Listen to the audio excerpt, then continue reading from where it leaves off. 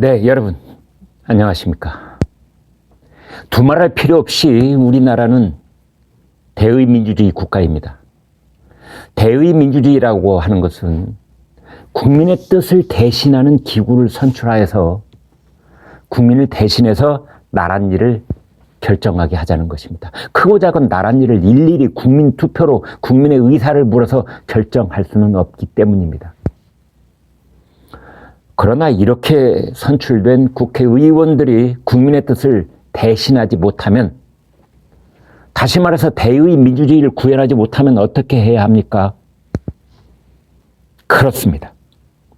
국회를 해산해야 합니다. 그렇습니다. 국회를 해산하고 국회의원을 다시 뽑아서 국회를 새로 구성해야 하는 것입니다. 의원 내각제를 하고 있는 영국, 독일, 일본, 호주, 그리스, 네덜란드 모두 여왕이나 대통령이나 총리 등이 의회를 해산할 수 있게 돼 있고, 우리와 비슷한 형태의 대통령제인 프랑스도 대통령에게 의회 해산권이 있습니다.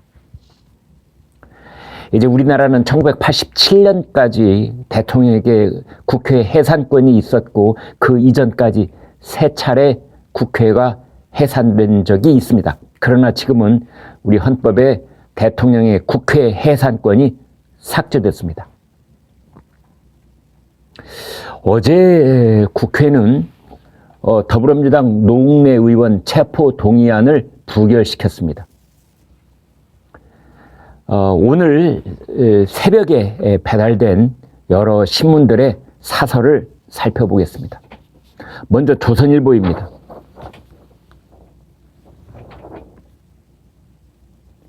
글자가 보이십니까? 야당 방탄 말고 올해 한 일이 뭔가? 다음 중앙일보 보여드리겠습니다.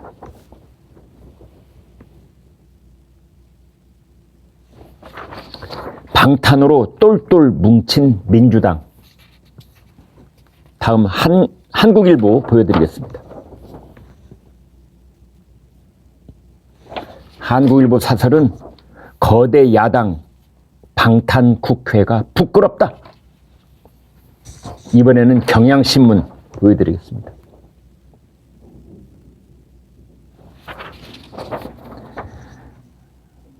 국회 낯 두껍다. 마지막으로 한겨레 신문 보여드리겠습니다.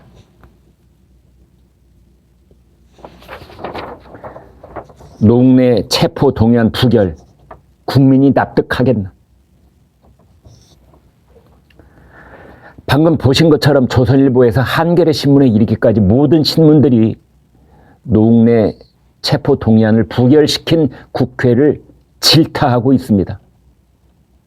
물론 체포 동의안에 반대표를 던진 것으로 보이는 더불어민주당 의원들에 대한 실망과 분노를 표시하고 있는 것입니다. 2020년 4월 15일 총선에서 민주당이 슈퍼 정당이 된 이후 우리는 3차례에 걸쳐서 전국 규모의 중요한 선거를 치렀습니다. 서울, 부산 시장 보궐선거, 대통령 선거, 전국 지방선거 등입니다. 그 3차례 선거에서 민주당은 참패했습니다. 이것은 우리 국민들이 더 이상 민주당에게 나랏일을 맡길 수 없다는 강력한 의사를 3차례나 거듭 확인해 준 것입니다. 그럼에도 불구하고 더불어민주당은 아직까지 무소불위에 가까운 의회 권력을 휘두르고 있습니다. 각종 법률이면 법률, 국가 예산이면 예산, 민주당은 자신들의 뜻대로 몰아붙이고 있습니다. 사실상 국민의 뜻을 거스르는 의회의 독재입니다. 이해찬이 말했던 민주당 집권 20년이라는 것이 바로 이것을 말하는 것인가 하는 생각이 들 정도입니다. 노웅래 의원이 받고 있는 혐의는 용인 물류단지 개발 등 이 청탁을 들어주는 대가로 모두 5차례에 걸쳐서 6천만 원 뇌물 및 불법 정치 자금을 받았다는 것입니다. 직접적인 증거가 차고 넘칩니다. 뇌물을 줬다는 쪽의 진술은 물론이고 노웅래 의원의 응답 목소리도 녹취되어 있습니다. 뭐 이런 거를 또 주십니까? 지난번에 주신 것을 잘 쓰고 있습니다. 고맙습니다. 보답하겠습니다. 이런 목소리입니다. 심지어 뇌물 봉투에 부스럭거리는 소리까지 녹음되어 있다고 합니다. 한동훈 법무장관은 이렇게 명확한 증거는 처음 본다고 말했습니다. 그런데도 더불어민주당은 노웅래 체포에 반대했습니다. 21대 국회 들어와 4건의 체포 동의안이 있었는데 앞선 3건은 모두 가결됐고 부결은 이번이 처음입니다. 처음에 민주당 지도부는 자유투표에 맡기겠다느니 하면서 무관심한 태도를 보였습니다.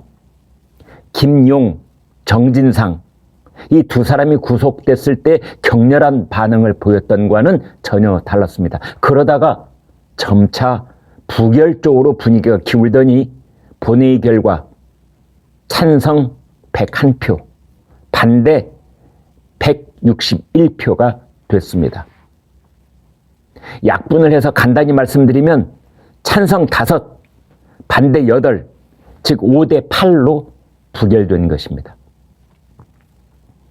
박홍근 민주당 대표는 민주당 원내대표죠. 이렇게 말했습니다. 사람을 잡는 수사다.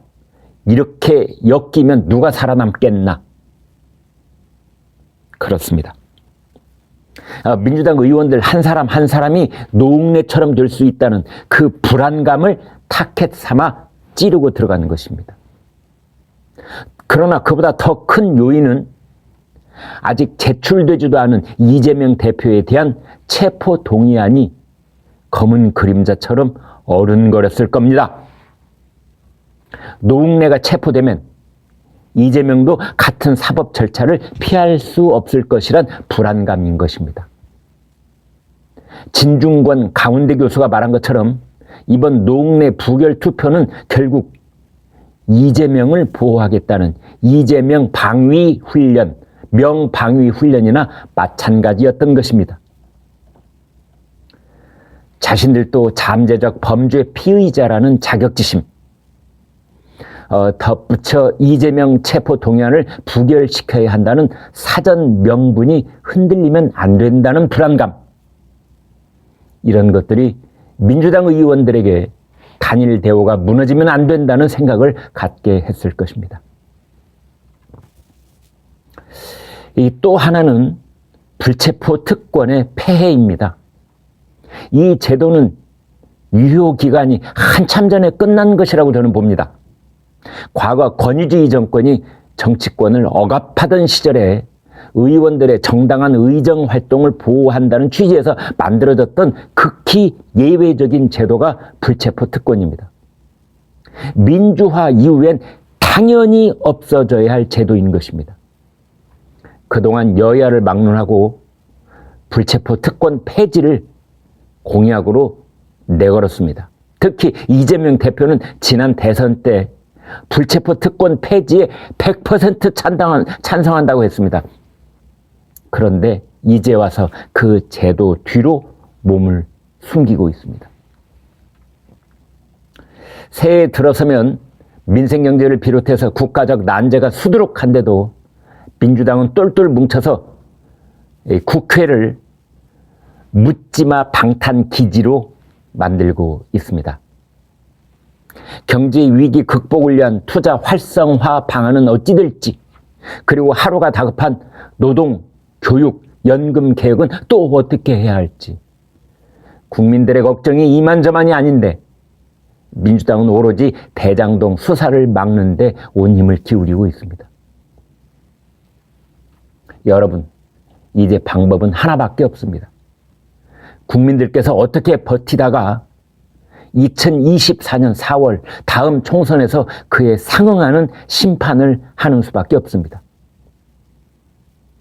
민심 이반이 얼마나 무서운 결과를 보여줄 수 있는지 바로 여러분, 저희 시청자들, 국민들의 손에 달렸다고 생각을 합니다.